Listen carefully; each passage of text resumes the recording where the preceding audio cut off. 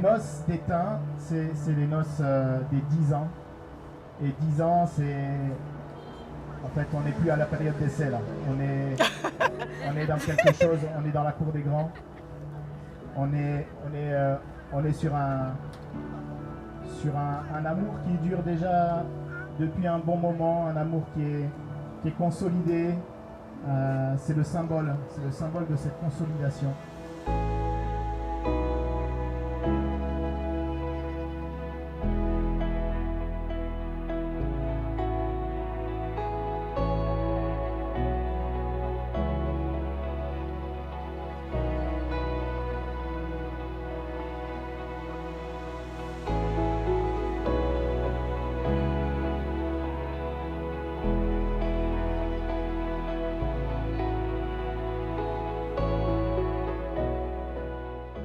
Comme vous le savez, aujourd'hui, on est là pour renouveler nos vœux, notre engagement de mariage après 10 ans. Pour tous ceux qui savent, 10 ans, c'est beaucoup.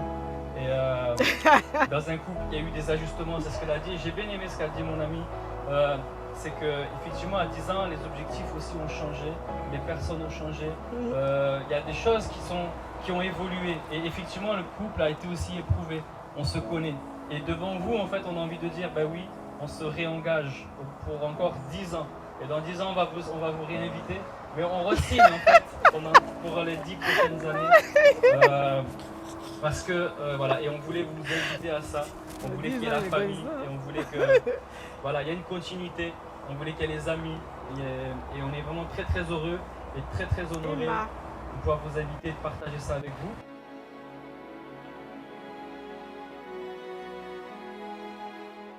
Et je voudrais devant tout le monde me réengager et dire pourquoi je souhaite continuer cette aventure avec mon épouse qui est magnifique. Mais au-delà du fait qu'elle est magnifique, c'est qu'elle a toujours été pour moi un soutien, même dans les moments difficiles que j'ai pu traverser. Parce que des fois on a besoin de faire aussi nos chemins un peu seul, il y a des choses qu'on ne peut pas faire à deux. Il y a des fois où nous aussi on doit avancer.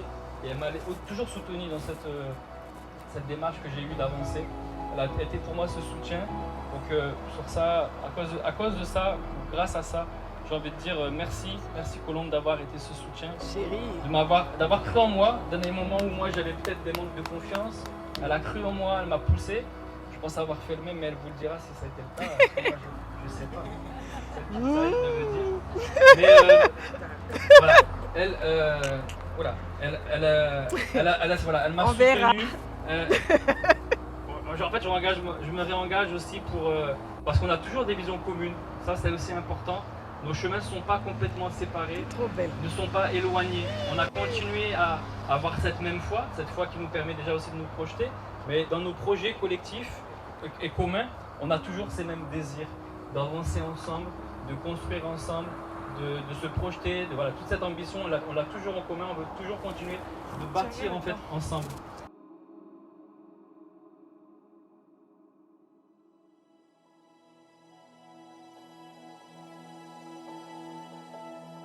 L'amour est patient, l'amour est plein de bonté.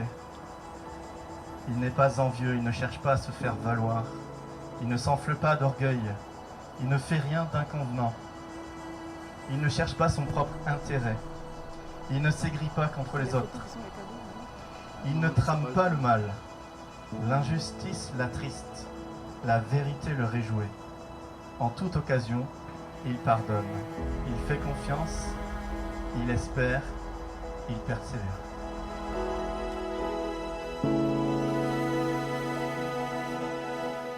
Un amour sans attention, c'est comme une maison sans fondation.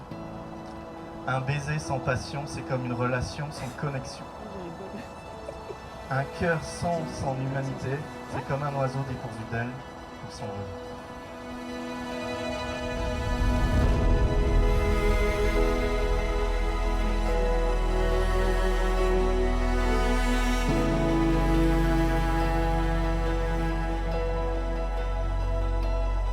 Moi, je voulais juste dire quelques mots sur Jonathan. Pourquoi j'ai choisi Jonathan? Jonathan, c'est quelqu'un qui a beaucoup de qualités. Pour moi, d'abord, c'est un visionnaire. C'est quelqu'un qui a une capacité à rêver, à imaginer, à se projeter de manière très optimiste. Pour moi, c'est quelqu'un qui est difficile à enterrer. C'est-à-dire qu'il peut vivre des choses incroyablement difficiles. Jonathan ressuscite. Il ressuscite et il rêve encore. Et il a une capacité à amener les autres aussi à rêver, à réveiller des rêves, à les pousser, à positiver, à se dire ça va aller, mais pas dans le sens ça va aller, mais parce que vraiment on y croit.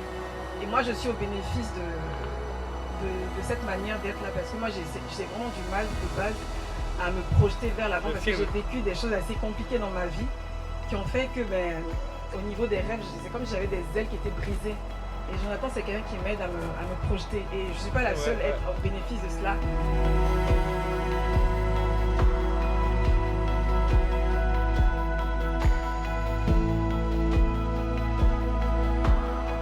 Donc moi, ce que je promets, en tout cas pour les années à venir, c'est avec tout ça là, c'est de continuer à aimer mon mari, de persévérer dedans. Parce que de persévérer dans le fait d'aimer mon mari, continuer à être un soutien, mais un soutien juste.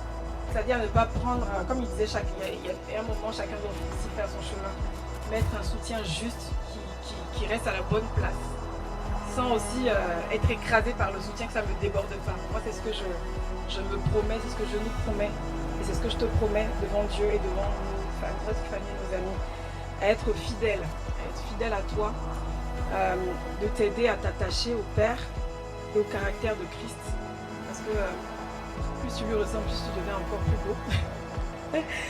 Je m'engage aussi à prier pour toi et avec toi. Je m'engage à veiller à ce que notre foyer soit plein d'amour et de paix, et de chérir nos enfants naturels et spirituels. C'est important. Il y a plein de gens qu'on aime, je ne sais pas sortir de nous physiquement, mais qu'on aime beaucoup, beaucoup, beaucoup. Donc voilà. Et je veux toujours t'encourager à rêver et à avoir de l'impact dans la société et à être trouvé par Dieu comme un bon et fidèle serviteur.